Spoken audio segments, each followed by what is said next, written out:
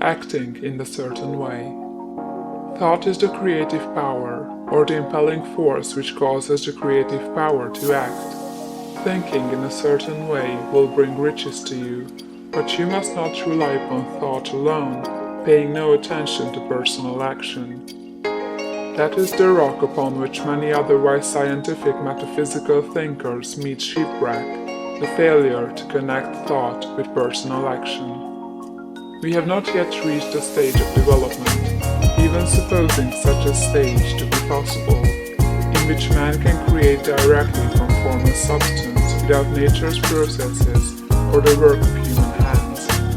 Man must not only think, but his personal action must supplement his thought. By thought, you can cause the gold in the hearts of the mountains to be impelled toward you, but it will not mine itself, refine itself, coin itself into double eagles, and come rolling along the road seeking its way into your pocket. Under the impelling power of the Supreme Spirit, man's affairs will be so ordered that someone will be led to mine the gold for you. Other men's business transactions will be so directed that the gold will be brought toward you, and you must so arrange your own business affairs that you may be able to receive it when it comes to you. Your thought makes all things, animate and inanimate, work to bring you what you want, but your personal activity must be such that you can rightly receive what you want when it reaches you. You are not to take it as charity, nor to steal it. You must give every man more in use value than he gives you in cash value. The scientific use of thought consists in forming a clear and distinct mental image of what you want, in holding fast to the purpose to get what you want, and in realizing with grateful faith that you do get what you want. Do not try to project your thought in any mysterious or occult way, with the idea of having it go out and do things for you. That is wasted effort, and will weaken your power to think with sanity. The action of thought in getting rich is fully explained in the preceding chapters. Your faith and purpose positively impress your vision upon formless substance, which has the same desire for more life that you have, and this vision, received from you, sets all the creative forces at work in and through their regular channels of action, but directed toward you.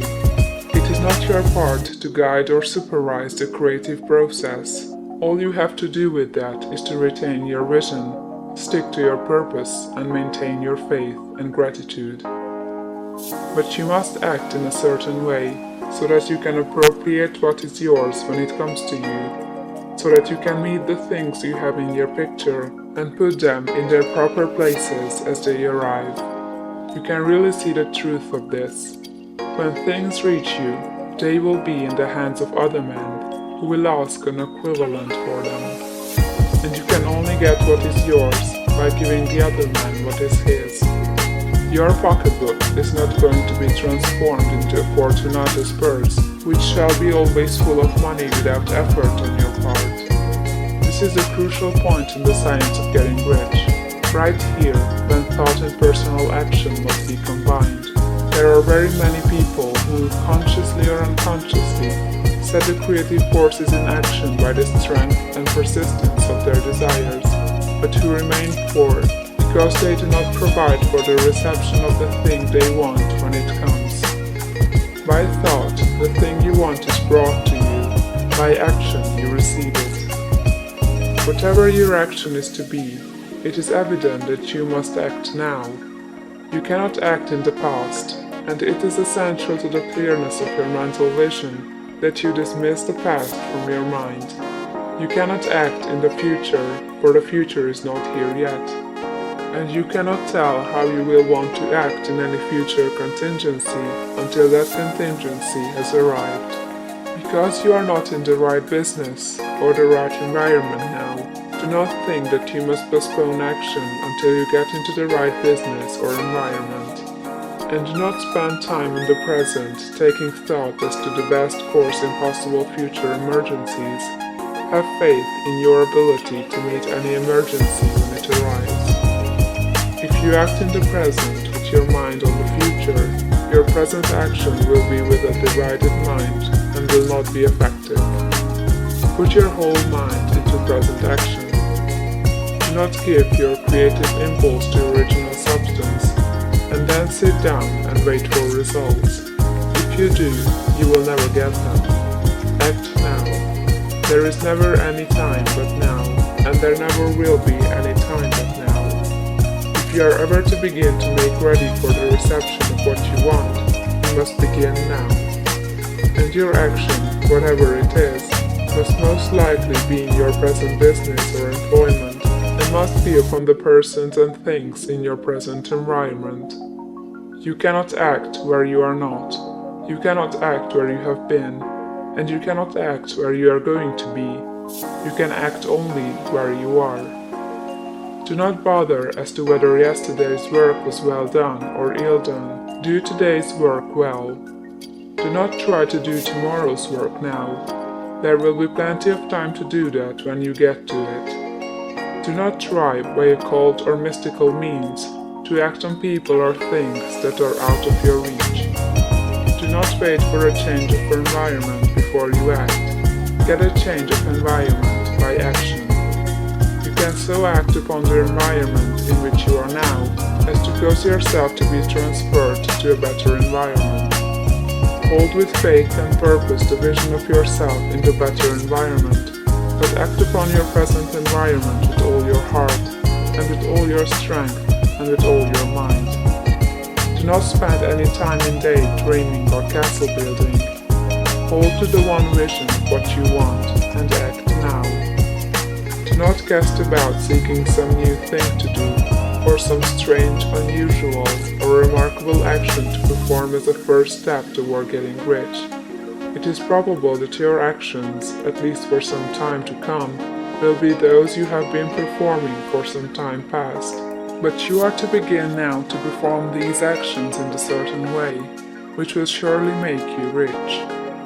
If you are engaged in some business and feel that it is not the right one for you, do not wait until you get into the right business before you begin to act. Do not feel discouraged or sit down and lament because you are misplaced.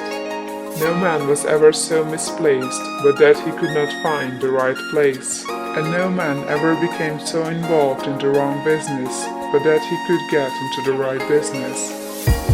Hold the vision of yourself in the right business with the purpose to get into it, and the faith that you will get into it and are getting into it, but act in your present business. Use your present business as the means of getting a better one, and use your present environment as the means of getting into a better one. Your vision of the right business, if held with faith and purpose, will cause the Supreme to move the right business toward you, and your action, if performed in a certain way, will cause you to move toward the business. If you are an employee or wage earner and feel that you must change places in order to get what you want, do not project your thought into space and rely upon it to get you another job. It will probably fail to do so. Hold the vision of yourself in the job you want, while you act with faith and purpose on the job you have, and you will certainly get the job you want. Your vision and faith will set the creative force in motion to bring it toward you, and your action will cause the forces in your own environment to move you toward the place you want. In closing this chapter, we will add another statement to our syllabus. There is a thinking stuff from which all things are made, and which, in its original state, permeates, penetrates, and fills the interspaces of the universe. The thought in this substance produces the thing that is imaged by the thought. Man can form things in his thought, and by impressing his thought upon formless substance, can cause the thing he thinks about to be created. In order to do this, man must pass from the contemplative to the creative mind.